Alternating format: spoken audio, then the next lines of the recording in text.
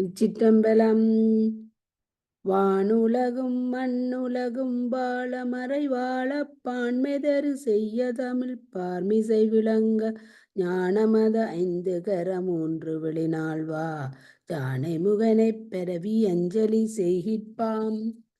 நாங்கள் திருவாசகத்தேன் என்னும் ஒரு இது படித்து கொண்டிருக்கிறோம். அதில் இன்றைக்கு அக்காரம் பற்றிய அதிசயம் என்று 3வது பகுதிக்கு போய்கிறோம். அக்காரம் தீட்டிய அதிசயம். வாழ்வு சிறக்க சுய விமர்சனம் தேவை.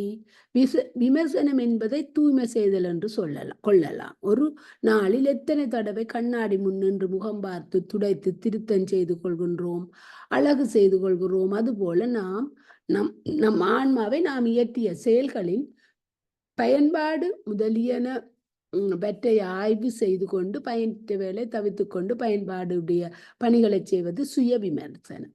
எங்கே சுய விமர்சனம் புறக்கணிக்கப்படுகிறதோ அல்லது தரமாக அமையவில்லையோ அங்கே பிறர் விமர்சனம் வரும். ஆனால் விமர்சனம் தான். விமர்சனம் ஆக்கத்தின் பாற்பட்டது.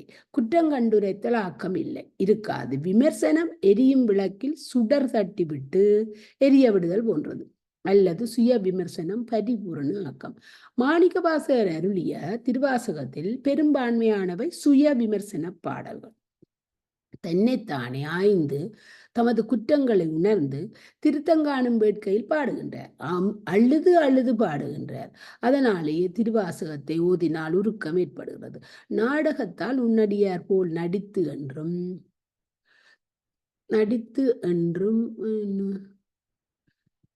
ஞானே பொய் என் நெஞ்சும் பொய் என் அன்பும் பொய் ஆனால் வினையேன் அழுதால் உன்னை பெறலாமே. தேனே அமுதே கரும்பின் தெளிவே தித்திக்கும் மானே அருளாய் அடியேன் உனை வந்துருமாறே.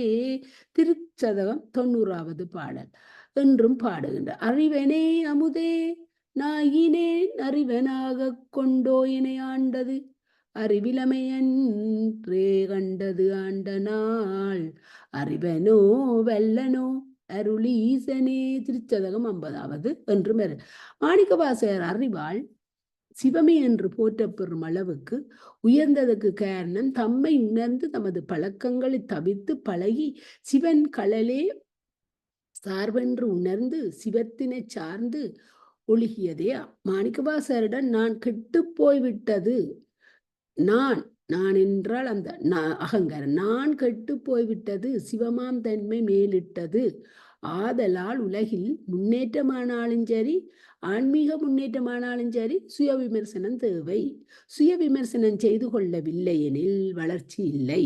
பிறர் விமர்சனத்தை தாங்கி மாற்றிக் கொள்பவர்கள் உயர்வார்கள். மாயம் உண்மையை போல் தோற்றுவது மாயம். இந்த மாயம் நச்சுத்தன்மை உடையது. இது கடித்தவுடன் மனிதன் நான் ஆகின்றான். நான் என்பது அகந்தையின் பெருமானம். பற்றற்ற துறவி ஒருவர் பலகாலம் உண்ணாது உறங்காது யாரது தீங்கும் செய்யாது நோன்பிருந்தார். அவர் இறந்து போன பிறகு சொர்க்கத்தில் இடம் கிடைக்கவில்லை. மீண்டும் பிறக்க ஆணையிட்டான் இறைவன். துறவி ஏன் எதற்காக என்று இறைவனிடம் கேட்க நான் என்பது இழக்கப்பெறவில்லை என்றான் இறைவன். கொங்கண முனிவர் கதை நாடறிந்த ஒன்றுதானே. நான் என்பது செருக்கினை தரும். செருக்கு அன்பிற்கு பகை, அருளுக்கு பகை, மனித உறவுகளுக்கு பகை, ஏன் அறிவுக்கும் ஞானத்துக்கும் கூட பகை. இந்த நானை ஒழித்தல் தவத்தில் சிறந்த தவம். நான் கெட்டவா வாடித்தள்ள நங்கொட்டாமோ நாம் ஒளிந்து சிவமான வாடித்துள்ளோனங்கொட்டாமோ என்று மாணிக்கவாசகர் பேசுவார். இந்த நான் கெடுதலை குமரகுருவரர் பின்னும் ஒரு மாத்திரை குறுகினன் என்பார். அதாவது சிவனாயிற்று. நான் பரந்த வெளியில் ஒற்றை மரம், நாம் அடர்ந்த தோப்புக்குள் ஒரு மரம். பரந்த வெளியில் உள்ள ஒற்றை மரத்துக்கு சூறை காற்றடிக்கும் போது பாதுகாப்பில்லை, தோப்புக்குள் உள்ள மரத்துக்கு பாதுகாப்புண்டு. நான் மனித குலத்தின் தீமைகளுக்கெல்லாம் மூலகாரன். இதுதான் அப்பரடிகள் கூறிய மூல நோய் போலும். நான் உடன் பிறந்தது எனது என்பது தீமை, என்னுடையது என்ற தீமையே அழுக்காட்டின் தாய். வீட்டுக்கும் இடையே உள்ள சுவர்களும் வேலிகளும் தோன்றியது எனது என்பதிலிருந்து தான். வளம் வறுமை களவு காவல் பிறந்து வளர்ந்ததும் எனது என்ற செருக்கினால்தான். பகைக்கும் கூட காரணம் எனது தான். இந்த எனது நீக்குதல் நான் அகற்றுதலை விட கடினம். எனது சொத்து என்பது பற்றி பிடித்து கொண்டு வளர்கிறது. எனதுக்கு தலை சிறந்த பரிவாரம் அரிசி. எனது நேவல் கேட்போர் ஆட்சியாளர், காவல்துறையினர், பதிவாளர், துறையினர். எனது என்ற தீமை ஆட்சி கட்டிலேயே ஏறிவிட்டது. நான் எனது என்பதை செருக்கு என்றது வள்ளுவம். நான் எனது என்ற மாயம் மனிதனை கெடுத்து விடுகிறது. ஏன் மனிதனாக வாழ அவை அனுமதிப்பது இல்லை. நான் என்னும் செருக்குடையவன் தன்னை காப்பாற்றிக் கொள்ள முயற்சி செய்வான். தான் செய்யாததை செய்ததாக கூறுவான். பெருமையாக தேடுவான். உரிய விலையின்றி செல்வத்தை தேடுவான். காரண காரியமின்றி நான் மட்டுமே கருவியாக கொண்டு மிரட்டி பயமுறுத்தி பணம் கேட்பான். நான் ஆணையிட்டால் என்பான். இந்த நான் காரணமாக பொய் கூறுவான். எனது என்பது பொய் என்ற உலகத்திலே வளரும், உரத்திலே வளரும். பொய்யும் வளரும் தன்மையது. விளையாட்டாக அந்த அவசிய தேவையாக ஒரு பொய் வாழ்க்கையில் தோன்றிவிட்டால் பொய் நாளும் வளரும். எனது உரிமை செல்வம் அடுக்கிய பலவாக ஆக வேண்டுமானால் பொய் தேவைப்படும். ஒரு சில நல்லவர்கள் பொய்யை பாதுகாப்புக்கு மட்டும் பயன்படுத்துகின்றனர். சிறுமதியினர் பொய்யையே கருவியாக பயன்படுத்துவர். அடுத்தவர் செல்வத்தை பறிப்பர். எனது உடன்பிறப்புகளை கூட பிரிக்கும். கையேயின் மனத்தை திரித்தது கூட எனது தானே. மழலை குழந்தையாக இருக்கும் பொழுது நான் இல்லை, எனது இல்லை, எனது என்ற உணர்வு வந்தவுடன் பொய்யும் உடன் வந்து விடுகிறது. விளையாட்டு பொம்மையில் தொடங்கும் எனது சொத்து வரையில் வளர்கிறது.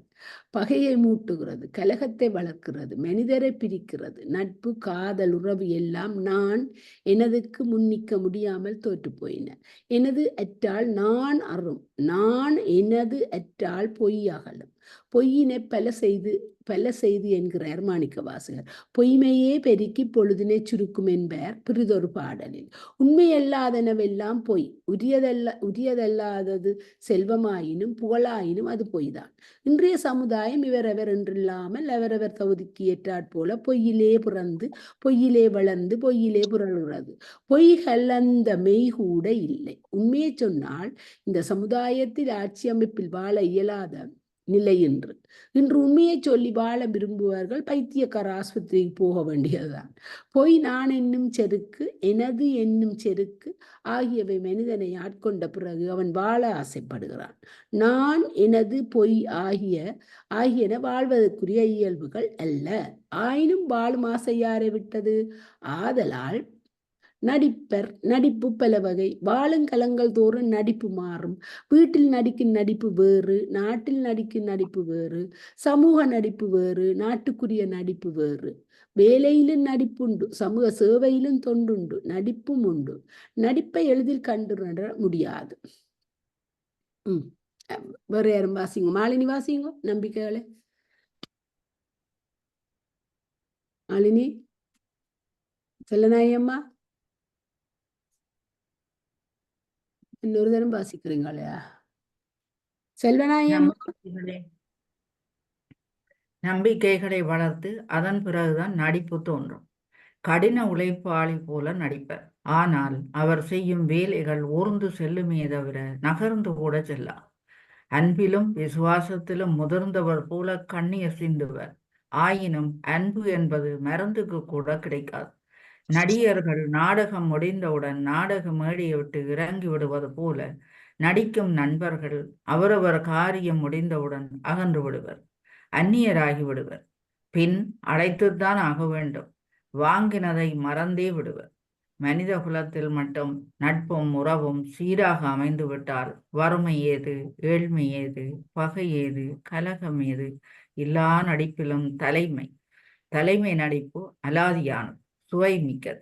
இன்று தலைவராக ஆசை கொண்டு திரிவோருக்கு தகுதியே இல்லை. ஆனால் எல்லோருக்கும் தலைவராக வேண்டும் என்ற ஆசை. கேள்வியில் இடம்பெறும் அபியுணவு சிவனுக்கே உரியது. வேள்வியில் இடம்பெறும் அபியுணவு சிவனுக்கே உரியது. அவனே சாவாதவன், மூவாதவன், பிறவாய் யாக்கை பெரியோன். ஆனால் மற்ற தேவர்களுக்கு தாங்களும் தலைவர்களாக ஆசை. தக்கன் வேள்வியில் தலைவர்களானார்கள், அபியுணவை உண்டார்கள். பின் பாற்கடல் கடைந்த பொழுது முதலில் ஆலகால நஞ்சு எழுந்தது. தேவர்கள் அலறி ஓடினார்கள். எம்பெருமான் நஞ்சை உண்டு அமரர்களை காப்பாற்றினான். தேவர்களுக்கு அமுதை கொடுத்தான். உண்ணோர் அமுதுண்டு சாவு ஒருவரும் உண்ணாத நஞ்சுண்டு இருந்தருள் செய்வான் என்பார் இளங்கோவடிகள். தலைமை என்றால் மற்றவர்களை துன்பத்திலிருந்து காப்பாற்ற வேண்டும். மற்றவர்களை துன்பத்திலிருந்து காப்பாற்றாதவர்கள், காப்பாற்ற முடியாதவர்கள் எங்கனம் தலைவராக முடியும்? ஆனால் இன்று தலைவருக்குரிய இலக்கணங்கள் மாறி வருகின்றன. துண்டுகள், பொருளற்ற பயனற்ற பேச்சு திறன் இருந்தால் தலைவராகி விடலாம். இந்த இலக்கணங்கள் தலைமை தகுதியாக எண்ணி நடித்தல் மண்ணிடை நடித்து என்பர் மாணிக்கவாசகர். மண்ணிடை நடித்தலின் சில நாள்களாவது உண்மை வாழ்வு வாழக்கூடாதா? இதற்கெல்லாம் காரணம் கேட்டால் முன்வினையின் மீது பழி போட்டு திரிவது இயற்கையாகிவிட்டது. உலா வருதல், பயணம் செல்லுதல் என்பன வேறு. இவற்றிற்கு நோக்கம் உண்டு. திரிதல் பயனற்றது. உழைப்பில்லாமல் யாதொரு பயனுமின்றி ஊரை சுற்றுவர். பிழைப்புக்கு இலவச தேனியர் சோறு எதிர்பார்ப்பர். காரணம் கேட்டால் வினை பயன் என்பர். கெட்ட காலம் என்பர். நல்ல காலம் பிறக்கவில்லை என்பர். 6 மாத காலம் கழிய வேண்டும் என்பர். முன்வினையின் மீது பழி போட்டுவிட்டு செயலற்றிருப்பவர்களின் தூர்த்தர்களாக நடப்பவர்களின் நடிப்போ பயன் தராது. நீண்ட நாள்களுக்கு செலாவணியாகாது. நாடகத்தால் உன்னடியார் போல் நடித்து நான் நடுவே வீடகத்தே புகுந்திடுவான் மிக பெரிதும் விரைகின்றேன் என்றும் திருவாசகம் பேசுகின்றது. நடிப்பும் விரைவும் இணைந்தவை போலும். உண்மை உள்ளது போகாது என்று அமைதியாக நடக்கும். செய்யும் மண்ணிடையில் தான் நடிக்க இயலும். ஏனெனில் ஏமாறுபவர்கள் மண்ணில் தான் அதிகம். பொருள் செய்தல், அரசியல், மதம், மந்திர தந்திரங்கள் முதலியன அனைத்து துறைகளிலும் இன்று நடிப்பு புகுந்து விளையாடுகிறது. என்று நமது நாட்டில் சோசலிசம் என்பதே நடிப்பாளர்களின் மந்திர மொழி போல் விளங்குகிறது. நடிப்பு போலியானது, பொய்மையானது, நிர்வாணமான சுயநலத்தன்மையுடையது. நடிப்பின் விளைவு துன்பம், துயரம், எதிர்விளைவு, சமுதாய சீரழிவு, குற்றங்கள், குறைகள் உடையதாக இருப்பது பாவமல்ல. இவற்றை நடித்து மறைப்பதுதான் குற்றம். நியாயப்படுத்துவதுதான் குற்றம். தவறுகள் செய்து விடுவது பாவமல்ல. ஆனால் தவறுகளே செய்யவில்லை என்று நடிப்பது, உண்மைக்கு புறம்பாக பேசுவது, நடப்பது இவைதான் பெருந்தீங்கு செய்யும். ஆதலால் மண் மீது பொய்யினை மறைத்து கொள்ளும் நடிப்பு வேண்டாம். ஆனால் மாணிக்கவாசகர் நடிக்கவும் வேண்டும் என்கிறார். பொய்யை மறைக்கும் நடிப்பு அல்ல, உண்மையை அடைய ஆர்வம் கொள்ளும் பத்திமை நடிப்பு தேவை. நடிக்கின்றிலை என்பர். இங்கனம் மண்ணிடை நடித்தும் வினை விளைவின் பயன் என்றும் தெரிகின்ற ஆன்மாவை என்ன செய்வது? ஒரு ஆன்மா பைத்தியம் போல தெரிந்தால் தாயில் சிறந்த தயாவுடைய சிவத்துக்கு இழுக்கல்லவா? சிவத்தின் படைப்பில் ஆன்மாக்கள் இப்படி திரிந்தால் உலகம் பழி தூற்றாதா? சந்தி சிரிக்க வைக்காதா? ஆதலால் சிவம் திரியும் ஆன்மாவை பிடிக்கின்றான், பிடித்து நிறுத்துகிறான். திரியும் ஆன்மாவை தடுத்து நிறுத்துகிறான், தன்னுடன் இணைத்துக் கொள்கிறான். சிவத்துக்கு நடுதறி என்று ஒரு பெயர் உண்டு. அப்பரடிகள் திருத்தாண்டகத்தில் கன்றப்போர் நடுதறியை காணலாமே என்ற அந்த எழுத்து விலங்கில் ஆன்மாவை சிவத்துடன் இணைத்து பிரியாமல் கட்டி போடுவது கட்டுத்தறி. பாரதம் சகாதேவன் கண்ணனை கட்டினான் என்று கூறுவதை ஒருவர் நிலை தடுமாறி திரியும் ஆன்மாவை நம் தலைவன் சிவம் தாமே எளிமையாக புகுந்து நிறுத்தி ஆட்கொள்கின்றான். நாளும் சின்னஞ்சிறு செயல்கள் செய்தும் வினைகள் பல செய்தும் திரியும் ஆன்மாவை நான்மறை நாயகன் நயந்து வந்து ஆட்கொண்டருள்கிறான். நான்முகனும் திருமாலும் தேடியும் காணப்பெறாத சிவம் நான்மறைகள் ஐயனே என்று தேடியும் காணப்பெறாத விழுப்பொருள் வலிய வந்து ஆட்கொண்டருளிய போதும் அருமை உணர்ந்த பாடில்லை. திருவருள் நாட்டம் வரவில்லை. ஆணவத்தின் சீட்டை இம்மியும் குறையவில்லை. வேப்ப இலை தின்னும் புழுவை கரும்பிலிட்ட கதையாகவே அமைகிறது. ஆயினும் தின்னன் பெருந்துரை உரை சிவன் வள்ளல் ஆன்மாவை விடமாட்டான். சில பொருள்கள் ஒரு கொதியிலேயே பக்குவமாகிவிடும். பதப்படும் சில பொருள்களுக்கு பல கொதி தேவைப்படும். நல்ல ஆன்மாக்கள் ஒரு சொல்லில் பெருமானுக்கு ஆட்படும். முத்தி நெறியில் நிற்கும் புறத்தே போகா. பெருமானே பார்த்து துடைத்தெறிய முற்பட்டாலும் போகா. இறக்கி வளாரினால் அடித்த வளாரினால் அடித்தாலும் போகாது. பக்குவம் குறைந்த ஆன்மாக்களை பல தடவை அடித்து அடித்துத்தான் அற்புதம் செய்கிறான் சிவம். ஆனாலும் ஓர் ஆன்மா வினையினின்று விடுதலை பெற்று திருவருள் இன்பத்தில் திளைக்கச் செய்யும் வரையில் சிவம் ஓயாது. அவன் தன் ஐந்தொழிலும் நிற்காது. வேண்டியது நமது விழிப்புணர்வை.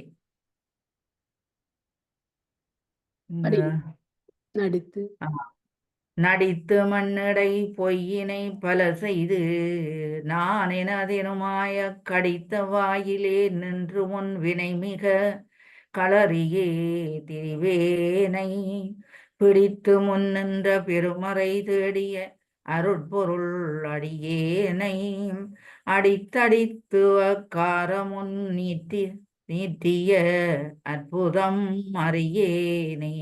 அற்புதப்ப பொய்யும் நானும் புறமே போந்தோம். நந்திசம்மா படிக்கிறீங்களோ? மாலினியா கூப்பிட்ட நான் காணையில என்னான்னு தெரியல. நந்திசம்மா படி. பொய்யும் நானும் பொய்யும் யானும் புறமே போந்தோம். இறைவன் உயர்த்தியுள்ள கொடி இடபக்கொடி. இடபம் அறத்தின் சின்னம். எருது கடுமையாக உழைக்கவும் உழைப்பின் பயனை மற்றவர்களுக்கு கொடுக்கவும் செய்கிறது. அதுபோல மனிதன் கடுமையாக உழைப்பதையே ஒழுக்கமாக ஏற்றுக்கொள்ள வேண்டும். பிறருக்காக உழைப்பது நோன்பு தவம் என்று புறநானூறு கூறும். அறம் தற்சார்பில்லாதது. அதனால் அறம் விளைபொருள் அல்ல. அறத்தை விளைபொருளாகவும் ஆக்கக்கூடாது. அறவிலை வாணிகன் ஆய் அலன் என்று புறநானூறு கூறும். அறம் ஆன்மாவை சார்ந்தது. அறம் அகநிலை பண்பு. அறம் இம்மை இன்பத்தையும் தரும், மறுமை இன்பத்தையும் தரும். மாணிக்கவாசகர் பொய்யும் யானும் புறமே போந்தோம் என்று அருளி செய்துள்ளார். திருவாசக பாடலில் வரும் புறம் அறத்திற்கு எதிரிடையான புறம். இறைவனுடைய திருவடி இன்பத்திற்கு புறமாய புறம். புறம் உத்தரவாதமும் பாதுகாப்பும் இல்லாத நிலை. அறநெறிக்கு அன்பு நெறிக்கு எதிரிடையானதெல்லாம் புறம். புறம் பயனற்றவை, ஒன்று சேரும் இடம் அல்லது போடப்படும் இடம். புறம் என்பது வெளியே என்ற பொருளும் தரும். புறஞ்சுவர் கோலம் செய்வான் என்று பாரதம் கூறும். புறத்தே வந்த பிறகு ஆன்மாவின் நிலை என்ன? தீயவை எல்லாம் புறம். தீயவை எழுநிலை என்ன? தீயவை எல்லாம் புறம். தீயவை எழுபுறப்பும் தீண்டும். தீயை விட தீமை கொடியது. பொருள் கூட தீதின்றி வந்தால்தான் பொருள் எனப்படும். அப்பொருள்தான் இன்பம் தரும். நெருப்பு புகையால் மூட்டப்பட்டுள்ளது. முகம் பார்க்கும் கண்ணாடியும் கூடப்புழுதியினால் மூடப்படுகிறது. அதுபோல தன்னலத்தால் மூடப்பெற்ற ஆன்மாக்கள் சமூகத்திற்கு புறம்பாம், அறநெறிக்கு புறம்பாம். இன்ப நெறிக்கு இடையூறு காமமும் சினமும் பொய்யும். இவை மனிதனை மனித கூட்டத்திலிருந்து பிரித்து புறத்தே தள்ளுகின்றன. புறம் சன்மார்க்கத்துக்கு இசைந்தது அல்ல. ஆன்மா புறத்தை தூக்கி எறியப்படாதிருக்க வேண்டுமானால் நன்னெறிகளை வாழ்க்கையில் கடைபிடித்து கொள்க வேண்டும். அவையாவன ஒப்புற அறிதல், அடக்கம், பொறுமை, சினம் காத்தல் என்பன. சத்தியத்தையும் நடுவு நிலைமையையும் பேணுக. புறத்தே தள்ளப்படாமல் சொர்க்கத்திற்கு செல்ல வேண்டுமா? சொர்க்கத்தின் கதவு திறக்க வேண்டுமா? நீ அறநெறி பற்றி பேசுவதை நிறுத்து. அறநெறியில் நட. நீ அறநெறியில் நடக்க முயன்று வெற்றி பெற்று விட்டால் புறமே இல்லை, நீ வாழுமிடமே சொர்க்கம். மாணிக்கவாசகர் புறமே போந்தோம் பொய்யும் யானும் என்கிறார். ஆம், உண்மை. பொய் சொர்க்கத்துக்கு புக முடியாது. அது மட்டுமல்ல, இப்புவிக்கோளத்தில் பொய் வெற்றி பெறாது, நிலை நிற்காது. மனிதன் தவித்துக் கொள்ள வேண்டியவர்களில் பொய் ஒன்று என்பது மாணிக்கவாசகரின் கருத்து. அதனால் பொய்தான் தவித்து என்று. பொய் என்றால் என்ன? வள்ளுவத்தின் அடிப்படையில், விரிந்த அடிப்படையில் பொய்யுக்கு பொருள் கொண்டால் குற்றம் அல்லது நலம் பயப்பனவாக இல்லாதன எல்லாம் பொய் என்று கொள்ளலாம் போல தோன்றுகிறது. ஆதலால் பொய் என்பது மெய் அல்லது உண்மைக்கு எதிரடையானது என்று பொருள் கொள்ள இயலாது. தீமை செய்யாது நன்மை செய்தல் இவற்றுடன் பொய்யாமையை உடன் வைத்து எண்ணுகிறது. பகவத்கீதை பாவம் இயங்க அதன் கைப்பிடியாக பயன்படுவது பொய் என்றான் ஜேம்ஸ். பொய் நஞ்சு இல்லை, பொய் நஞ்சினும் கொடியது. மனித நாகரிகம் தொடங்கிய காலம் தொட்டு பொய்யை மறுத்தே வந்துள்ளனர். உலக சிந்தனையாளர்கள் சில நாடுகளில் பொய்யுக்கு எதிரான சட்டமே இயற்றி இருக்கிறார்கள். துருக்கி நாட்டு சட்டத்தில் பொய் சொன்னதாக நிரூபிக்கப்பட்டு விட்டால் பொய் சொன்னவர்களை நெற்றியில் நெருப்பில் பழுத்த இரும்பு கம்பியால் சூடு போடுகிறார்களாம். நமது நாட்டில் சொல்வன்மையால் பொய்யை மெய்யாக்கி விடுகிறார்கள். மனிதன் வளர வளர அவனுடைய பொய்யும் வளர்கிறது என்பது மாணிக்கவாசரின் கருத்து. பொய்மையே பெருக்கி என்கிறார். பிறந்தவுடன் குழந்தைகள் பொய் கூறுவதில்லை, கூறவும் தெரியாது. ஆனால் வயது வளர வளர வீடுகளும் வீதிகளும் குழந்தைகளுக்கு பொய்யை கற்றுத்தந்து விடுகின்றன. அதனால் திருக்குறள் வாய்மை என்று ஓர் அதிகாரமே ஏற்றியுள்ளது. பொய்யாமை பொய்யாமை ஆற்றின் அறம்புற செய்யாமை செய்யாமை நன்று என்று என்பது திருக்குறள். பொய்யை தவிர்க்க என்ன வழி? நாட்டில் செங்கோல் தழுவிய ஆட்சி இருக்க வேண்டும். இன்றைய ஆட்சி முறையில் பொய்க்கணக்கு, இரண்டாம் கணக்கு என்றெல்லாம் பகிரங்கமாயே பேசப்படுகின்றன. கருப்பு பணம் இருப்பது எல்லாருக்கும் தெரியும். ஆனால் எங்கும் பொய் இறங்குகிறது. கொடுங்கோல் அரசு அகற்றப்பட வேண்டும். பொருள் ஈட்டவும் வைத்துக் கொள்ளவும் சுதந்திரம் வேண்டும். கோன்மை அகன்றால் மட்டும் போதாது, ஆற்றல் வளர வேண்டும். ஆற்றல் பெற்றவர்கள் தற்காப்புக்கு பொய்யை கருவியாக பயன்படுத்துவது இயற்கை சாத்தியமாகாது. பொய்யை கூட ஓரளவு சமாளிக்கலாம். மெய் போல தெரியலையா? இல்ல விட்டுட்டேன் இடத்தை. இங்க இருக்கு, பொய்யை கூட ஓரளவு சமாளிக்கலாம். மெய் போல பொய் கூறுபவரை சமாளிப்பது அரிது. இங்கனம் மெய் போல பொய் கூறுபவர்களை பற்றித்தான் பொய்யர்தம் மெய்யும் அஞ்சேன் என்று மாணிக்கவாசர் கூறினார். ஆதலால் பொய்களை தவிர்த்து வாழாதவர்கள் சொர்க்கத்தை அடைய முடியாது. பொய்யால் புறமேயாகும் தன்மை பெறுவர். பொய்க்கு துணை யான் என்பது யானும் பொய் புறமே போந்தோம் என்றார். பொய்யுக்கு யான் துணை, யானுக்கு பொய் துணை. மனிதன் சொர்க்கம் அடைய வேண்டுமா? அவன் யான் எனது என்று செருக்கு உடையவனாக இருத்தல் கூடாது என்றார் திருவள்ளுவர். இவற்றில் யான் மிகவும் மோசமானது. யான் உறவு பகை, நட்புக்கு பகை, காதலுக்கு பகை, சமுதாயத்துக்கு பகை. ஆதலால் யான் என்ற செருக்கு அறவே ஆகாது. யான் எனது என்ற அகந்தை கொள்ளவும் மாறவில்லை என்பது தாய்மானவர்க்கு வாக்கு. யான் என்ற செருக்கில் விளைந்த மோதல்களும் கலகங்களும் பல பல. எனது என்பதால் எழுப்பப்பெற்ற சுவர்களும் போடப்பட்ட வேலிகளும் எண்ணிலடங்கா. பூட்டு வியாபாரிகளின் நம்பிக்கைக்குரிய மூலதனமே எனது என்பதுதான். ஒரு முனிவர் தூய துறவி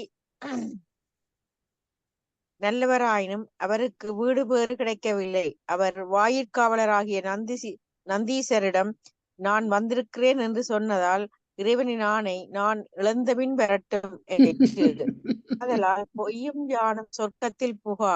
பொய்யும் யான் எனும் செருக்கமுடையவர் சொர்க்கம் புக முடியாது. புறத்தே தள்ளப்படுதல் உறுதி. புறத்தே இருக்கும் சொர்க்கத்துக்குள் புக அன்பு வேண்டும். அந்த அன்பு மெய்யன்பாக இருக்க வேண்டும். மெய்யன்பு என்று கூறியதால் அன்பிலும் போலி பாசாங்கு இருப்பது உண்மையாகிறது. மெய்யன்பு என்பது காரண காரியங்களை கடந்த அன்பு, தூண்டுதல் தேவைப்படாத அன்பு. அன்புக்காகவே இந்த அன்பு நெறி நின்று வாழ்வதில் துன்பம் வரினும் அன்பு குறையக்கூடாது. அன்பு வளர வேண்டும். வேற நந்திசம்மா வடிங்கோவன் நீர் அற்புத திருவந்தாதிய முடியும். இடர்களாயதேனும் எமக்கிறங்காரேனும் படரும் நெறி பணியாரேனும் சுடருருவில் என்பார்கோளம் தெரிந்தாடும் எம்மானார்க்கு அன்பரா தென்னெஞ்சவர்க்கு அற்புத திருவந்தாதி 2 என்று அம்மையார் பாடியுள்ளார். இந்த அன்பு நிரந்தரமாக இருக்க வேண்டும் என்பது மாணிக்கவாசகர் பிரார்த்தனை. அந்த பாட்டையும் படி இங்க பறந்து பல்லாய மலரிட்டு முட்டாதடியே இறங்கி இறந்தவெல்லாம் எமக்கே பெறலாம் என்னும் அன்பருள்ளம் கரந்து நில்லாக்கள்வனே நின்றன் வார்களற்கு அன்பு எனக்கு நிரந்தரமாய் அருளாய் நின்னை எந்த முழுவதுமே. திருச்சதகம் 6. நந்தீஸ் அம்மாவுக்கு பிறகு இன்பம் இல்லையா? பிறகு ராணி அக்கா. அன்பு நிரந்தரமானதாக. அன்பு நிரந்தரமானதாக இருக்க வேண்டும். அந்த அன்பும் ஆற்றுப்புனல் போல் கரைகளை சம்பிரதாயங்களை உடைத்து கொண்டு ஓட வேண்டும். அன்பெனும் ஆறு கரை புரள நின்றுயர்ந்தவர்கள் மாணிக்க வாசகரும் கண்ணப்பெருமாவர். அச்சமில்லாத மாணிக்க வாசகர் அன்பில்லாதவரை கண்டால் அஞ்சுகிறார். அன்பில்லாதவர் உறவு நட்பு பனைமரத்து நிழலனையது, கானல் நீர் போன்றது. பனைமரத்து நிழலில் வெயிலுக்கு ஒதுங்க இயலாது முடியாது. கானல் நீர் தாகம் தீர்க்காது. அன்பில்லாதவருடன் பழகி அவர்களை சுமப்பது பைத்தியகாரத்தனம். அதனால் மாணிக்க வாசகர் அன்பில்லாதவரை கண்டால் அம்மனாம் அஞ்சுமாறே என்று பாடுகிறார். ஆம், அன்பில்லாதவர் உறவு அஞ்சத்தக்கது. அன்பில்லாதவர்கள் ஒழுக்கமுடையவர்களாகவும் இருக்க மாட்டார்கள். வஞ்சனை, ஏமாற்று, சூது முதலியனவும் கொண்டிருப்பார்கள். ஆதலால் ஒழுக்கமுடையவராக இருக்க விரும்பினால் அன்புடையவராக வாழ்தல் வேண்டும். மனிதன்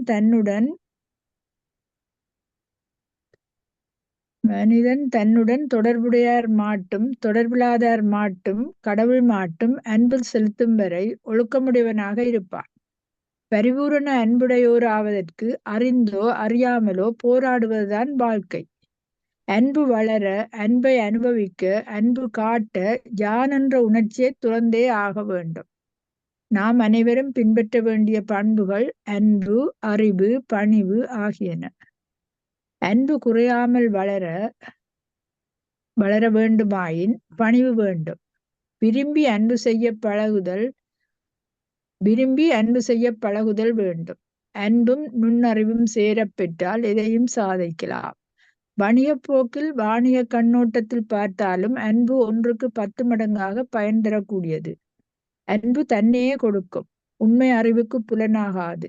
அன்புக்கே உண்மை புலனாகும். வாழ்க்கை என்ற கோட்டையை வலிமைப்படுத்த வேண்டுமாயின் அது நட்புறவால்தான் இயல்பு. அன்பு கொள்வதும் அன்பு பெறுதலும் மனித வாழ்க்கையின் தலையாய கடமை. உலகத்தில் மற்றெல்லாவற்றிற்கும் அழிவுண்டு, ஆனால் அன்புக்கு அழிவில்லை. அன்பிலும் கூட பிரிவு வருதல் உண்டு. பிரிவு சிறிது காலமாக இருந்தால் அன்பு வளரும். பிரிவு நீடித்தால் துன்பந்தரும், வதைக்கும். மாணிக்க வாசகர் தமக்கும் இறைவனுக்கும் இடையில் ஏற்பட்ட பிரிவை நீடிக்க விரும்பாமல் அழுது புலம்பிய புலம்பல்தான் திருவாசகம். தீங்கிழைத்தவரிடத்திலும் அன்பு காட்டுவதுதான் உண்மையான அன்பு. இங்கனம் தீங்கிழைத்தாரிடத்திலும் அன்பு காட்ட மனிதனால் தான் முடியும்.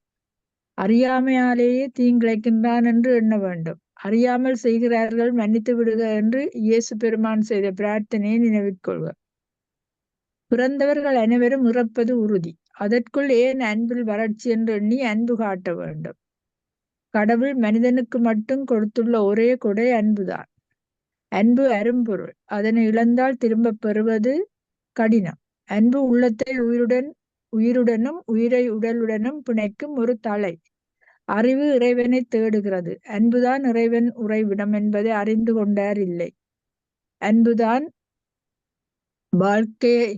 வாழ்க்கை சட்டம். அன்புடன் ஒன்றுவதுதான் விடுதலையும் முத்தியும் என்றார் ராமதீர்த்தர். அன்புடையார் ஆன்மாவை தவிர மற்றொன்று அறியார் என்பது கடவுள் பக்தி முதல் சமூக வாழ்க்கை வரை பொருந்தும். மெய்யன்பு காட்டும் வல்லமை பெற வேண்டும். அதற்கு தொண்டு செய்ய வேண்டும். அன்புக்கு அரண் தொண்டு. பொய்யை தவிர்த்தல், ஜான் இழத்தல், மெய்யன்பு காட்டுதல், சுவமும் அன்பும் தவிர மற்றொன்று அறியாதிருத்தல், தொண்டு செய்தல் ஆகியன மேற்கொண்டு ஒழுகினால் திருவருள் சித்திக்கும். மாணிக்கவாசகர் யானும் பொய்யும் புறமே போந்தோம் என்றும் புறம் போகலொட்டேன் என்றும் பாடுகின்றார். ஆம், புறம் போதலுக்கா பிறந்தோம். பிறந்தோம். மனித குலத்திலிருந்து புறம் போக மாட்டோம் என்று உறுதி கொள்வோம். அன்பால் நட்பு செய்தோரிடமிருந்தும் அன்பு காட்ட பெற்றவரிடமிருந்தும் பிரிய மாட்டோம். புறம் போக மாட்டோம். நிச்சயமாக கடவுளிடத்திலிருந்து விலக மாட்டோம் என்று உறுதி கொள்வோம். புறமே போந்தோம் பொய்யும் ஞானும் மெய்யன்பு பிறவே வல்லே நல்லா வண்ணம் பெற்றேன் யான் அறவே நின்னைச் சேர்ந்த அடியார் மற்றொன்றறியாதார் சிறவே செய்து வழிவந்து சிவனே நின்றாள் சேர்ந்தாரே. திருச்சதகம். ரணியக்கா படிங்க. ரணியக்கா படிக்கிறீங்களா? பிரிவிலாத இன்னருள் அறிவிலாத படிக்கிறீங்களா? ம் பிரிவிலாத இன்னருள் அறிவிலாத என்னை புகுந்து ஆண்டு கொண்டு அறிவதை அருளிமேல் நெறியலாம் புலமாற்றிய எந்தையாய் பந்தனை அறுப்பானை பிறவிலா இன்னருள்கள் பெற்றிருந்திமா ஆடு திணை நெஞ்சே கிரியலாம் மிக கீழ்ப்படுந்தாய் கெடுந்தாய் என்ன கெடுமாறே. திருச்சதகம் 36. மாணிக்கவாசர் அறிவால் சிவமே ஆனவர் என்று கூறுவது மரபு. ஆயினும் மாணிக்கவாசர் அருளி செய்த திருவாசக பாடல்களில் தம்மை அறியாதவன் என்றும் அன்பில்லாதவன் என்றும் திரும்ப திரும்ப கூறுகின்றார். நல்ல நன்செயல் மருதாம்பு பயிர் போல் இருக்கும். மாணிக்கவாசகரின் பழுத்த மனத்தில் பிறந்து வெளிவந்த திருவாசக பாடல்களின் சொற்கள் அன்பில் நனைந்தவை, கல்லப்பி சென்று கனியாக்கும் தன்மையவை. மாணிக்கவாசரின் உடலில் இதயத்தில் பெருமான் எழுந்தள்ளி இருக்கிறார். என்றன் உடலிடன் கொண்டாய் நான் இதற்கு இலன் ஓர் கைமாறே என்று அருளியிருப்பது உணர்க. பிறவி இன்பமா? பிறவி துன்பமாவதும் இன்பமாவதும் பிறவியை பயன்படுத்துவாரை பொறுத்தது. பொதுவாக மனிதன் வாழ்வாங்கு வாழ்ந்தால் பிறவியை இன்பமாக்கலாம், இன்பமாக அனுபவிக்கலாம். அதனாலன்றோ மனித பிறவியும் வேண்டுவதே இந்த மாநிலத்தை என்ற அப்பரடிகள். என்னை நன்றாக இறைவன் படைத்தனன், தன்னை நன்றாக தமிழ் செய்யுமாறே என்றருளினார் திருமூலர். ஆனால் இன்பம் விளைவதும் இடும்பையை ஏற்க ஒருப்படாமையும் வாழ்வியல் அல்ல. நன்றும் தீதும் ஒப்ப கருதும் பாங்குதான் வாழ்வின் சிறப்பு. இதற்கு இத்தகு வாழ்வில் இன்பம் அமையும், பிறவி இன்பமாக கழியும். ஆனால் அந்த இன்பத்தில் மூழ்கி போகாமல் வாழ்ந்தால் பிறவி துன்பமாகாது, பிறவி சுமையாகவும் இருக்காது. ஆனால் எத்தனை பேர் இங்கனம் வாழ்பவர்கள்? கோடியில் ஒருவர் கூட இல்லை. நான் எனது என்ற பெருக்கற்ற நிலை வாய்த்து வாழ்வோரை காண இயலவில்லை என்று செருக்குடையோரே மிகுதி. தஞ்சாவூர் பொம்மை போல ஆட்டம் போடுகின்றனர், பால் படுத்துகின்றனர். பாழ்த்த பிறவி என்றார் மாணிக்கவாசகர்.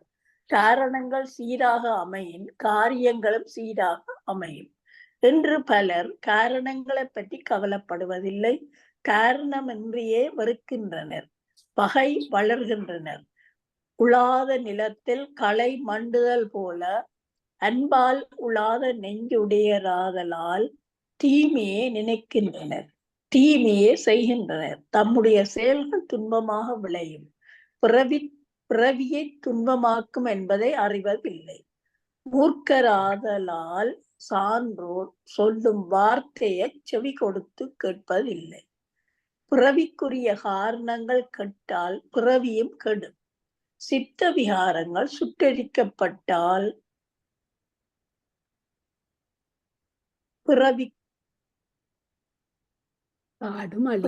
பிறவிக்காடும் அழியும். சின்னத்தனமான காரியங்கள் செய்தல் வெறுப்பெனவே செய்தல் கூடாது. சிறுமையும் வெறுமையும் பிறவிக்கு காரணங்கள். வெறுப்பெனவே செய்யும் பிறவி சீமை கருவையை போல வெட்ட தளிர்க்கும். இழி செயல் செய்வோரின் பிறவி தொடரும், அந்த ஆன்மாக்களின் இச்சையின்றியே தொடரும். பிறவி தொடர முயற்சிகள் வேண்டாம். இறைவனிடத்தில் கூட விண்ணப்பிக்க வேண்டாம், தாமே தொடரும். பிறவி நன்றாக அமையவும் இன்பமாக வந்து பொருந்தவும் ஆன்மா இறைவனிடம் கேட்டுத்தான் அவனுடைய அருளிப்பாற்றுடன் தான் பிறக்க இயலும். ஆதலால் கெட்ட பிறவியை வேரடி மண்ணுமாக களைய வேண்டும். சீமை கருவியை தோண்டுவது போல பிறவியை வேறறுப்பவன் இறைவன் என்று திருவாசகம் கூறும். பிறவிக்கு காரணம் பாசம். அவா தவா அப்பிறப்பினு வித்து என்றது வள்ளுவம். இளையான்குடி மாறினார் கீரை பிடுங்கிய காட்சியை பாச பழிமுதல் பறிப்பார் போல என்று சேக்கிழார் கூறியிருக்கிறார். பிறவியோட வேண்டுமாயின் அல்லது பிறவி இன்பமுடையதாக அமைய வேண்டுமாயின் ஆசைகள் அகற்றல் வேண்டும், பாசத்தை விடுதல் வேண்டும். வாழ்க்கையை ஆட்டிப்படைத்து அவலப்படுத்துவன ஆசா பாசங்கள். அந்த ஆசைக்கும் பாசத்துக்கும் காரணம் அறியாமை. அறியாமை என்பது பலர் கூறுவது போல ஒன்றும் தெரியாமை அல்ல. நல்லதை கெட்டதாகவும் கெட்டதை நல்லதாகவும் முறை பிறழ அறிந்து கொள்ளுதலே அறியாமை. இதன் பொருளை காட்டாது ஒரே வழி காட்டினாலும் உள்ளவாறு காட்டாது. அதுபோல அறியாமை ஆன்மாவை பற்றிய இது ஆன்மாவுக்கு நல்லன காண நல்லன கேட்க வாய்ப்பளிக்காது மட்டுமல்ல தடுக்கும். இந்த அளவில் அந்த இருள் அறியாமை நின்றால் பரவாயில்லை. தீச்செயல்களை செய்ய தூண்டும், துணை போகும். அத்தீச்செயல்கள் பிறவிக்கு வித்தாக அமைந்து விடும். பிறவியின் நோக்கம் செயல். ஆனால் அச்செயல் வினை இருள் சேர் இருவினியாக அமையாமல் ஒளிர் சேர் வினியாக வாசனையாக அமையாத செயலாக வினியாக அமைதல் வேண்டும். பிறவியின் நோக்கம் இருளை அகற்றுதல், இருள் சேர் இருவினையிலிருந்து விடுதலை பெறுதல், குறைவில் இருந்து நீக்கி நிறைவை பெறுதல், குற்றங்களினின்றும் விடுதலை பெறுதல், குற்றங்களை நீக்கி குணங்களை கொள்ளல், சிந்தையிலும் செயல் உறுப்புகளிலும் பூட்டப்பெற்றுள்ள விலங்குகளை உடைத்து விடுதலை பெறுதல், பரிபூரணனுக்கு அடிமையாதல் முதலியனவாகும். பிறவியின் நோக்க நிறைவேற முதலில் அறியாமையிலிருந்து விடுதலை பெற வேண்டும். அறியாமை அகலுதலை தெளிதல் என்று தேவாரம் கூறும். சிந்தையுள் தெளிவுமாய தெளிவினும் சிவமாகி என்று அப்பர் அடிகளும் தெய்வ தெளிவின் தெளிதோர பேருமின் என்று இளங்கோவடிகளும் அருளி உள்ளமை உணரத்தக்கன. துன்பங்களில் இருந்தும் தொடக்குகளில் இருந்தும் அறவே விலக வேண்டுமானால் இறைவனின் திருவருள் தேவை. அறியாமையில் கட்டுண்டு கிடக்கும் ஆன்மா இறைவனை தேடாது, தேடினாலும் அவன் அகப்படுவதில்லை. ஆதலால் கருணையுடைய இறைவன் உயிருக்குயிரதாக பூந்து நின்று அருளி ஆட்கொள்கிறவன். இறைவன் ஆன்மாவினில் உயிராத எழுந்தருளுவது இதில் கடிந்து எழுகின்ற ஞாயிறு போன்றது. அறியாமையின் பாற்பட்டு சாக்கை நினைத்து தூக்குமா போல வினைகள் செயல்கள் பலவற்றை செய்து கொண்டும் அவ்வினைகள் செயல்களின் ஈட்டல்கள் இழப்புகள் இன்பம் துன்பம் ஆகிய உணர்வுகளில் சிக்கிக்கொண்டும் மற்றொரு தயிர் போல சுழன்று வினையாகவே ஆகி கிடக்கும் பொழுது ஆன்மபோதத்தில் திளைக்கும் போது இறைவன் ஆன்மாவின் விருப்பம் அறியாமல் அவனே புகுந்து ஆட்கொள்ளுதல் இயல்பு கருணை. அறியாதார் மாட்டு அறிவுடையோர் வெறுப்பு கொள்ளலாகாது. அன்போடு பழகி அறிவு தருதல் வேண்டும். மாணிக்கவாசகர் தம்மை அறிவிலாதார் என்று கூறிக்கொள்ளும் இடங்கள் பல பல. அறிய வேண்டுவனவற்றை அறிதலே அறிவுடைமை. பலருக்கு உலகம் தெரியும், ஆனால் அவர்களை பற்றி அவர்களுக்கு தெரியாது. இத்தகையோருக்கு தெரிந்ததெல்லாம் சுயநலம்தான். அது நிர்வாணமான சுயநலம். வெறுப்பெனவே செய்யும் வாழ்க்கை போக்கு. இத்தகைய வாழ்க்கை போக்கு மாற வேண்டுமாயின் அறிய வேண்டியதை அறிதல் வேண்டும். ஆன்மாக்கள் அறிய வேண்டியதை அறியுமாறு செய்து அருள்பாலிக்கவே இறைவன் சிவன் எம்பிரான் ஆலமலர் செல்வனாக எழுந்தருளி அறிவித்து உணர்த்துகின்றான். விடுதலை பெறுதல் வீடு. வீட்டினை வானோர்க்கு உயர்ந்த உலகம் என்று திருக்குறள் கூறும். வானுலகம் பதவிகள் உலகம். வீடன்றது இங்க அவங்க மேல் வீடு போயிட்டு அதைத்தான் விடுதலை பெறுதல் வீடு. வீட்டினை வானோர்க்கு உயர்ந்த உலகம் என்று திருக்குறள் கூறும். வானுலகம் பதவிகள் உலகம். பதவிகளும் மனிதனை மயக்குவனவையாம். பதவிகள் மனிதர்களை பைத்தியமாக்கிவிடும். வீடு பற்றிய அறிவினை உணர்த்தினான் திருப்பெருந்துறை சிவன். மாணிக்கவாசகருக்கு இறைவன் மேல் நெறியெல்லாம் புலமாக்கிய பண்பினை வியந்து பாடுகின்றார், பரவுகின்றார். வெட்பதற்பம் பயம் முதலியவற்றிலிருந்து விடுதலை தந்து பாதுகாப்பு தருவது மண்ணகத்து வீடு. அதுபோல ஆன்மா ஆணவ வெப்பத்திலிருந்து விடுதலை பெற்று மாசில் வீணியாக மாலை மதியமாக வீசுதன்றலாக இளவேனிலாக விளங்கும் இறைவன் திருவடிகளில் தங்கி பாதுகாப்பு பெறுதல் வீடு. இந்த வீடு பற்றிய அறிவினை உணர்வினை அனுபவத்தினை மாணிக்கவாசகருக்கு திருப்பெருந்துறை சிவன் அருளி செய்தனன். இறைவனை தாயிற்றிறந்த தயாவுடையவன் என்று போட்டும் மாணிக்கவாசகர் அறிவு தந்து ஆட்கொண்டு அருளிய இறைவனை சிவனை எந்தை என்று போற்றுகின்றார். அறிவு தரும் பொறுப்பும் கடமையும் தந்தைக்கே உண்டு என்பதால் இங்கனம் கூறினர். அறியாமை அன்று விட்டது. சேர் இருவினையும் இல்லை என்று பிரிவிர அருளும் கிடைத்து விட்டது. ஆயினும் வேம்பு தின்ற புழு போல எலும்பு கடித்த நாய் போல மீண்டும் ஆன்மாவின் நெஞ்சு கீழ்மை நோக்கி அழைத்து செல்ல விரும்புகிறது. ஏண்டா வேம்ப பழத்துல இருந்து வேம்பையே உணவா உட்கொண்ட புழு நீங்க கருப்பில கொண்ட திருப்பி விட்டா அது அங்க நிற்காது. அது அங்க இனிக்குதுன்னுட்டு அங்க நிற்காது. அதுக்கு வேம்பு திண்டு தான் பழக்கம். அப்ப திருப்பியும் அதுக்கு தான் அந்த நடுகளம் வருது வேம்பு திண்ட புழுவன். மீண்டும் அது மாதிரிதானே இந்த ஆன்மாக்களும் என்னதான் இறைவன் என்று சொல்லி போனாலும் பழக்க தோஷத்துல திருப்பி பௌதிக வாழ்க்கைக்கு வந்துட்டு வினமண்டு. எலும்பு கடித்த நாய்க்கு என்ன விளக்கம்? அது என்னண்டு நீங்க சொல்லுங்க.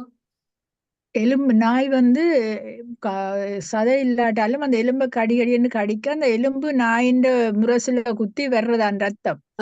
நாய் அந்த எலும்புல இருந்து ரத்தம் வருதுன்னு நினைச்சு எலும்பை போட்டு கடின்னு கடிக்கிறதா. கேள்விப்படலாம். நல்லது நினைவுபடுத்தினது. அதைத்தான் நல்லது நினைச்சு தின்னும் தண்ட ரத்தத்தையே தான் சாப்பிடும். தண்ட ரத்தம் தான். நாங்க எலும்புல இருந்து ரத்தம் வர இல்லையா அது தண்ட ரத்தத்தையே எலும்பு நினைச்சு கடின்னு கடிக்கிறதா. அதுக்கும் ஆன்மாவுக்கும் என்ன சொல்றீங்களா? ஆன்மாவு புழு கரும்ப திருப்பி கரும்புக்கு போகாமல் அது திருப்பி வேப்ப மரத்துக்கு வந்த மாதிரி இது நான் என்னன்னு திரும்பி வருது. அதை மனிதத்தோட சேர்த்து சொல்லுங்க எங்களோட வாழ்க்கையோட. அது சேர்த்துண்டா இப்ப நாய்க்கு அந்த நல்லது தெரியல தண்ட ரத்தத்தையே இறைச்சி எண்ணாச்சு அந்த எலும்ப நல்லது என்னன்னு தெரியாது, நல்லது கெட்டது தெரியல. அதுக்கு தண்ட ரத்தத்துக்கும் வித்தியாசம் தெரியல, எலும்புல இருந்து வார இதுக்கும் வித்தியாசம், சுவைக்கும் வித்தியாசம் தெரியல. நாங்களும் அப்படித்தான் நல்லது கெட்டது வித்தியாசம் தெரியாம இருக்கிறோம். நாய் போல மீண்டும் ஆன்மாவின் நெஞ்சு கீழ்மை நோக்கி அழைத்து செல்ல விரும்புகிறது. நெஞ்சு போராடுது. ஆன்மாவின் நிலத்துடன் ஆன்மாவின் விருப்பத்துக்கு மாறாக நெஞ்சு மாறுபடுகிறது. தன்னுடன் மாறுபட்டு நின்று போராடும் நெஞ்சை திருஞான சம்பந்தர் சரிக்கட்டி தன் வழிக்கு அழைக்க முயற்சி செய்து வெற்றி பெற்றார். நீ நாளும் நினைவாய் நெஞ்சே சானாலும் வாழ்நாளும் யார் அறிவார் என்று அறிவுள்ளுமைய கற்றறியும். நெஞ்சை தன்வசம் வைத்துக் கொள்வது அவசியம். நெஞ்சு எங்கும் செல்லும், எதையும் சொல்லும், எதையும் செய்யும். பதைந்து உருகும் பால் நெஞ்சம் வாழ்கின்றாய் வாழாத நெஞ்சமே என்று ஏசுவார் மாணிக்கவாசகர். இன்று மிக மிக மோசமான மனிதர்கள் கூட உமி குற்றி கை ஓய்வாதல் வாழ்கின்றவர்களோட பயனற்ற வாழ்க்கையை சுமந்து திரிபவர்கள் கூட தாம் வாழ்வதாகத்தான் எண்ணுகின்றனர். 2 வாசிப்பம் செல்லநாய் மாமி அம்மா படியுங்கோ. ஆனால் அம்மா செல்லநாயம்மா, ஆனால் அவர்கள் வாழ்வது உண்மையல்ல. அதுல இருந்து ஆனால் அவர்கள் வாழ்வது உண்மையல்ல, அவர்கள் நடத்துவது வாழாத வாழ்க்கையே ஆகும். பயனற்றனவில்லாம் இருந்தும் பயனில்லை. இறந்தாலும் பயனில்லை என்பது திரண்ட கருத்து. மாணிக்கவாசகர் தமது நெஞ்சத்துக்கு ஆசைகளை காட்டி தம்பால் அணைத்து கொள்ள முயன்று வெற்றி பெற்று விட்டார் என்பதை திருவாசகம் உணர்த்துகின்றது. இறைவன் சிவன் வலிய வந்து இம்மண் புகுந்து குருந்த மரத்தடியில் காத்திருந்து ஆட்கொண்டான். நெஞ்சமே, அவனுடைய திருவடிகளை சிந்தனை செய். திருவருட் சிந்தனையுடன் திருப்பெருந்துறை உரை சிவனிடம் உனக்கு வேண்டியதை இறந்து கேள். திருப்பெருந்துறை சிவன் நீ கேட்கும் எல்லாவற்றையும் தருவான். திருப்பெருந்துறை உரை சிவன் பெருங்கருணையுடையவன் என்று தமது நெஞ்சை திருப்பெருந்துறை உரை சிவனிடம் ஆற்றுப்படுத்துகின்றார். தமது நெஞ்சத்தினை இறந்து கேட்கின்றார் மாணிக்கவாசகர். இறந்து கேட்கின்றார் மாணிக்கவாசகர்.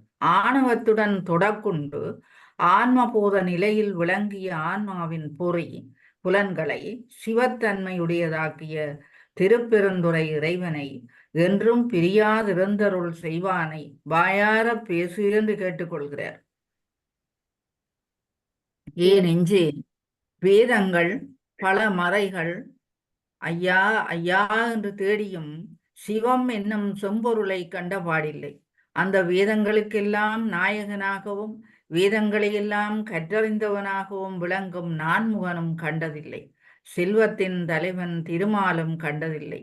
இறைவனை அறிவினாலும் பணத்தினாலும் காண இயலாது. இங்கனம் நான்மறைகளாலும் நான்முகனாலும் திருமாலாலும் காண இயலாத இறைவன் எளியேனை ஆண்டு கொண்டருளினர்.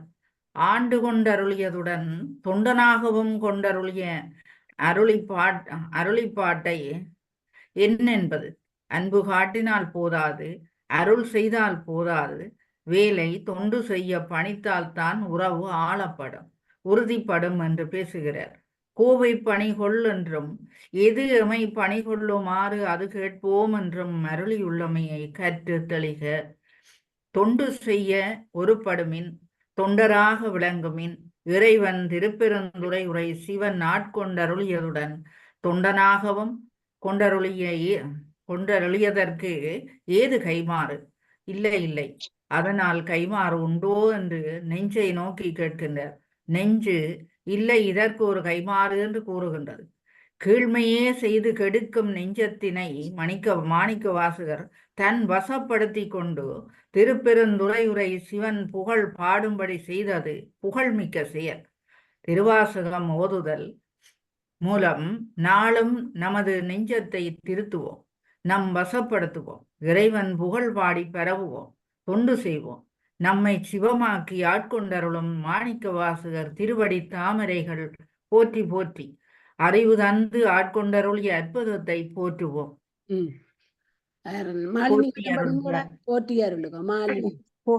போற்றி அருளுக. கடவுளை தமிழில் போற்றி போற்றி என்று வாழ்த்துதல் மரபு.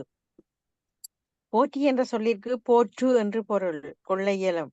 போற்றி என்ற சொல்லில் இருந்து இகர ஈட்டை வியங்கோல் எனக் கொண்டால் போற்று என்றாகும். போற்றுக என்ற சொல்லுக்கு காப்பாயாக என்பது பொருள். இடம் நோக்கி பொருள் கொள்ள வேண்டும். பொருள் போற்றி அருளுக நின் ஆதியாம் பாதமலர் என்ற தொடரில் போற்றி வினை எச்சம்.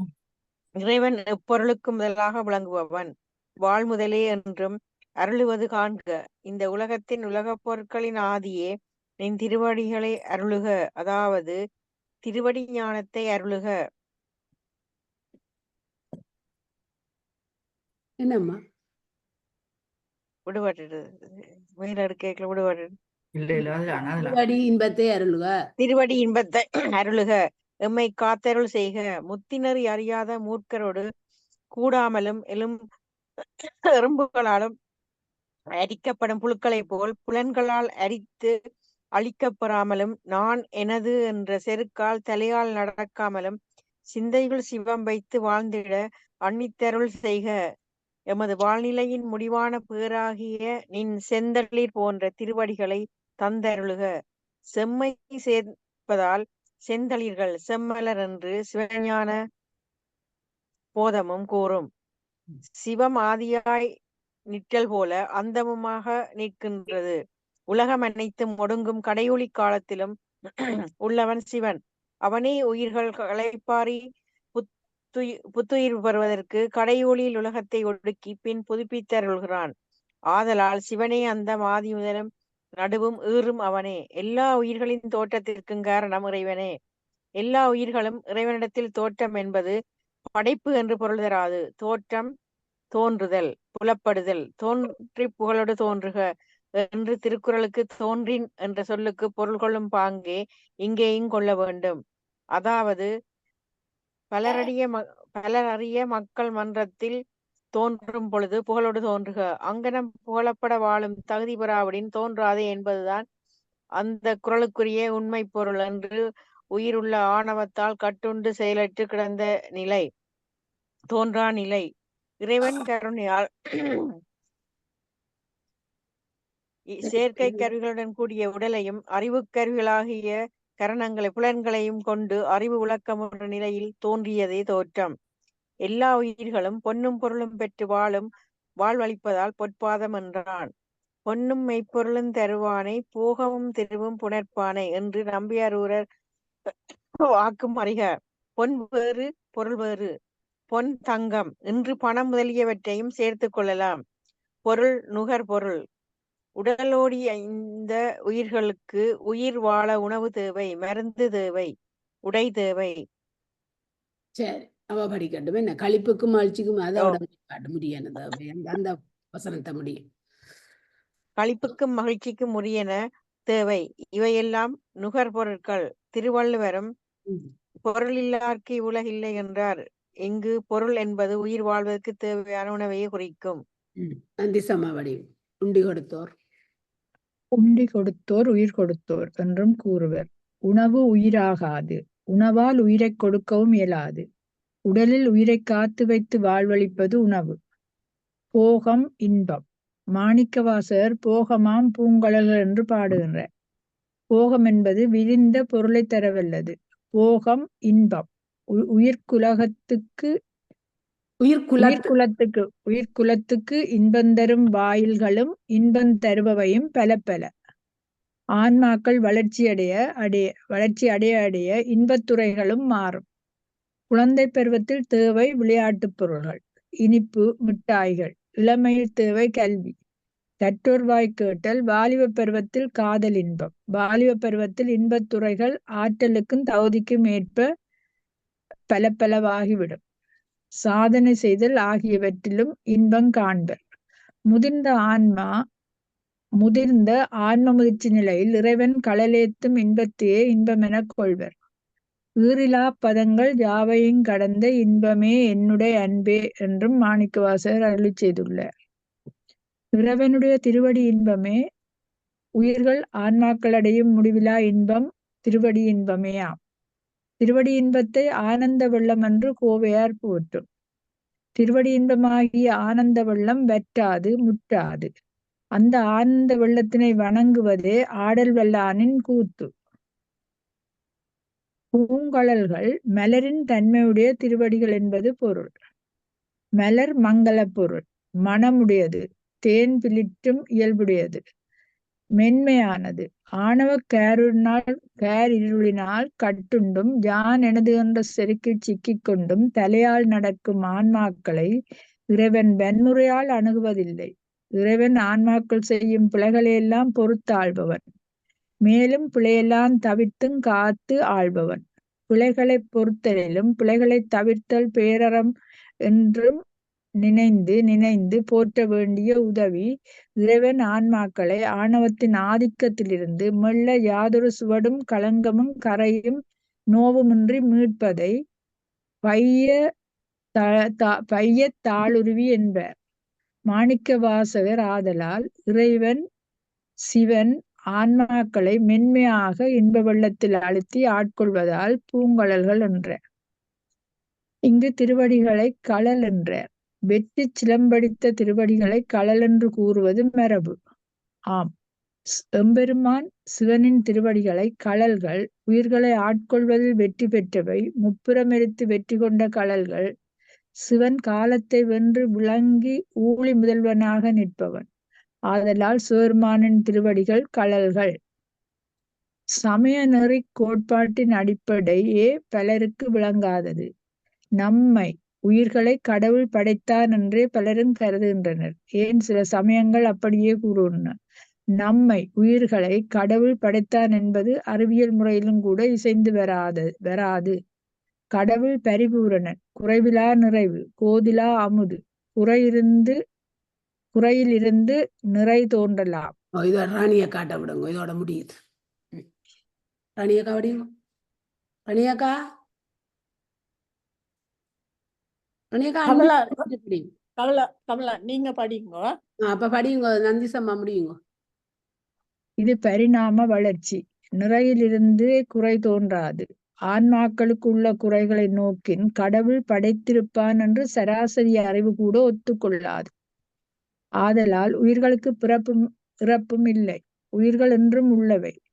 எல்லா உயிர்க்கும் தோற்றமாம் என்பதற்கு பொருள் கொண்டது போல மறைவாகச் செயலின்றி கிடந்தவை. செயலுக்குரிய அறிவு கருவிகளையும் செயற்கருவிகளையும் பெற்று இயக்கத்திற்கு வருவதே தோற்றம். மூலையில் கிடந்தேன என்றார் திருமூலரும். உயிர்களுக்கு முடிவும் இல்லை. அப்படியானால் உயிர் வாழ்க்கைக்கு முடிவே இல்லையா? முடிவில்லாம இருந்தால் எய்ப்பும் களைப்பும் வந்துவிடும். உயிர்களின் வாழ்க்கைக்கு எல்லை இறைவன் திருவடிகளை சார்தலேயாம். இந்த நிலையிலும் சமயங்கள் தத்தம் நிலையில் மாறுபடும். உயிர்கள் திருவடி ஞானம் பெற சிவத்தினை அடைந்து திருவடி இன்பத்தை அடைதலே உயிர்களின் வாழ்க்கைக்கு முடிவு. அப்படியானால் திருவடிகளில் உயிர்கள் கலப்பதன் மூலம் தன்னை இழந்து விடுகின்றனவா? இல்லை. ஆன்மாக்கள் திருவடி இன்பத்தில் தன்னை இழந்து விட்டால் முன் சொன்ன உண்மைக்கு மாறாகிவிடும். அதாவது உயிர்களுக்கு ஆன்மாக்களுக்கு அழிவு இல்லை, அழிவு இல்லை என்றதாகிவிடும். இல்லை என்றதாகி என்பதற்கு ஆன்மாக்களுக்கு அழிவு இல்லை என்பதற்கு மாறாகிவிடும்.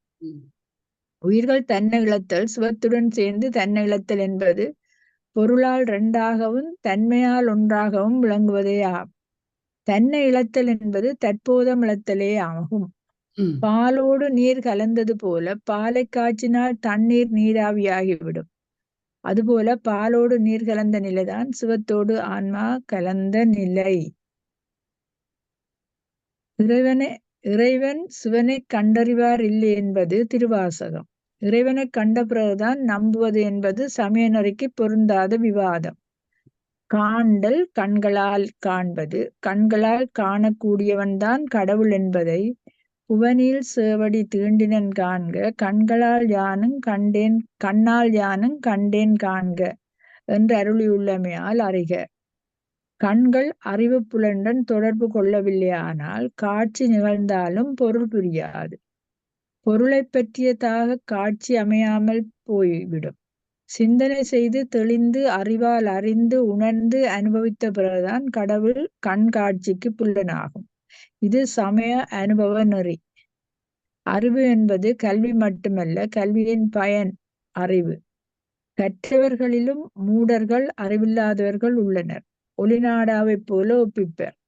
அனுபவமும் இருக்காது, செயலும் இருக்காது, ஒழுக்கலாறும் இருக்காது. நான்முகன் வேதங்களை நன்றாக பயின்றவன், வேதங்களுக்கு நாயகன், கலைமகள் நான்முகனின் மனைவி. நான்முகனின் நாவிலேயே இருக்கின்றாள். ஆயினும் என் சமய ஞானமில்லையே, பிரணவத்தின் பொருள் தெரியாமல் திருமுருகன் கையால் குட்டுப்பட்டவனாயிற்றே. நான்முகன் கல்வியின் துணை கொண்டு இறைவன் திருமுடியை கண்டு வருவதாக கூறினான், சூளுரைத்தான். அன்னத்தின் உருவம் கொண்டு முடியை தேடி வான் நோக்கி போனான். திருமால் செல்வத்தின் அதிபதி, திருமகள் கணவன், இறைவன் திருவடியை பாதாள மேளினின் கீழ் சொற்கழிவு பாதமலர் கண்டு வருவதாக சூளுரைத்தான். பன்றியின் உருவெடுத்தான். நிலத்தை தோண்டிக் கொண்டு கீழ் நோக்கி பயணமானான். அறியாமை ஆரவாரம் செய்யும் அகங்காரம் காட்டும். எப்போதும் அறியாமை மேல் நோக்கிய நிலையிலேயே இருக்கும். செல்வன் ஒளிவான் மறைவான், யாருக்கும் புலப்படாமல் செயல் செய்வான். செல்வத்தை நிலத்தில் புதைத்து வைப்பான். வரலாறு பொருத்தமாக இருக்கிறது. இறைவன் திருமுடியை தேடிப்போன நான்முகன் முடியை காண முடியவில்லை, தோல்வியையும் ஒத்துக்கொள்ளவில்லை. படித்த மேதைகள், புத்திசாலிகள் என்று தம்மை கருதி கொண்டிருப்பவர்கள் படித்த பேதைகள் புத்திசாலிகள் என்று தம்மை கருதி கொண்டிருப்பவர்கள் உண்மையை, இயலாமையை ஒத்துக்கொள்ள மாட்டார்கள். பொருந்தும்படியாக பொய்கள் பல சொல்லி அறியாமையை அறிவு என்று வாதிடுவர். சாட்சியங்களும் வைப்பர். நான்முகன் திருமுடியை கண்டுவிட்டதாக கூறினான், இது பொய். இதற்கு சாட்சி தாளம்பூ. திருமாலோ திருவடியை காண முடியவில்லை என்று ஒத்துக்கொண்டான். செல்வத்தை விட சமூகத்துக்கு அதிகம் தீமை, பொய்யும், சூதும். படித்தவர்களால் தான் இவை வளர்கின்றன. அதனால் தான் பாரதி படித்தவன் சூது பண்ணினால் ஐயோ என்று போவான் என்றான். நான்முகனும் திருமாலும் காண முடியாத திருவடிகள். மக்களே, வேதங்கள் ஓதுவதனால் மட்டும் இறைவனை காண முடியாது, அறிய முடியாது, அனுபவிக்க முடியாது. இறைவனை சிவனை காண அன்பு தேவை, ஆற்றல் மிக்க அன்பு தேவை. நினைந்து நினைந்து நனைந்து நனைந்து அழும் அன்பு தேவை. உயிர்கள் உடலோடு கூடி நிலத்தில் தோன்றியது உய்வதற்காக. உயிர்கள் உய்வதற்காக உடுத்துக்கொண்ட உடையணையது உடம்பு. பிறப்பின் நோக்கம் உய்தல். உயிர் ஆன்மா தன் முயற்சியால் மட்டுமே உய்தல் இயலாது. சிவனின் கருணையும் தேவை. இறைவன் சிவன் உயிர்களுக்கு உய்வு அருளுகின்றான். ஆன்மாக்களாகிய நாம் உய்யுமாறு அறிந்து அவ்வழியிலேயே ஆட்கொள்கின்றான். உயிர்களை ஆன்மாக்களை உய்யுமாறு செய்தல் உடன்பாட்டு நெறிகளின் வழி சென்று மீட்டெடுத்தலே ஆகும். இறைவன் சிவனின் ஆட்கொள்ளும் நெறியில் எதிர்மறை அணுகுமுறை இல்லை. ஆங்காரம் உயிரின் இயற்கை. அது எதிர்மறை அணுகுதலை ஏற்காது. ஆதலால் உயிர்களின் மனமறிந்து மனத்துள் இருக்கும் கருத்தறிந்து அக்கருத்தினை முடித்து வைத்தே ஆட்கொண்டு அருள்கின்றான் இறைவன். ஆன்மாக்கள் புறத்தே போனாலும் உடன் வருவான். துரிசுகள் செய்தாலும் உடந்தையாக இருப்பான். முடிவான நிலை ஆட்கொண்டருதல் அருளுதல், ஆனந்த வெள்ளத்தில் ஆழ்த்துதல், இரவா இன்ப அன்பில் திளைத்திடச் செய்தல், உயிர்களை ஆட்கொண்டு அருளுதலால் பொன்மலர் என்று போற்றுகின்றார். தை நீராடல் தமிழ் மரபு. காலப்போக்கில் மார்கழி நீராடல் ஆயிற்று. வைகரையில் மார்கழி நீராடல் பழந்தமிழர் காலந்தொடங்கி இன்று வரை நிகழ்ந்து வருவது.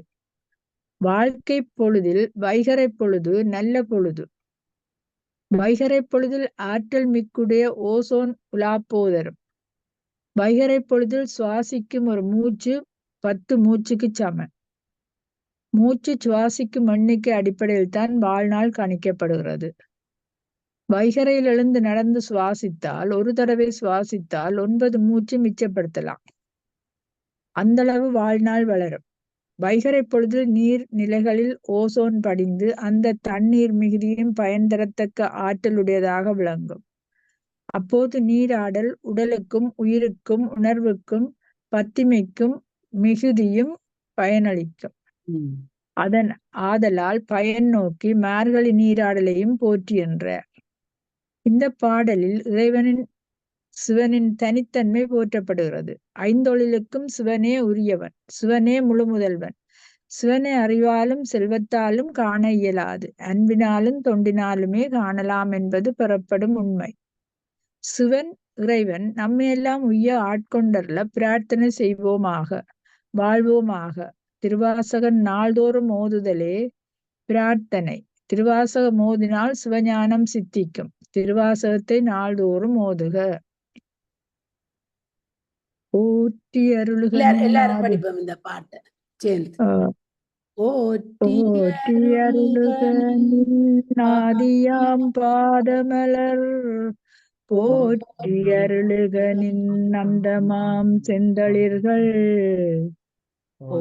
போற்றி எல்லா உயிர்க்கும் தோற்றமாம் பொற்பாதம், போற்றி எல்லா உயிர்க்கும் போகமாம் பூங்கழல்கள், போற்றி எல்லா உயிர்க்கும் மீராமுனையடிகள், போற்றி மால் நான்முகனும் காணாத புண்டரிகம், போற்றியாம் உய்ய ஆட்கொண்டருளும் பொன்மலர்கள், போற்றியாம் மார்கழி நீராடேலோரம்பாவாய். சிற்றம்பலம். சிற்றம்பலம். ஓம் நமச்சிவாய. வாழ்க வளம்.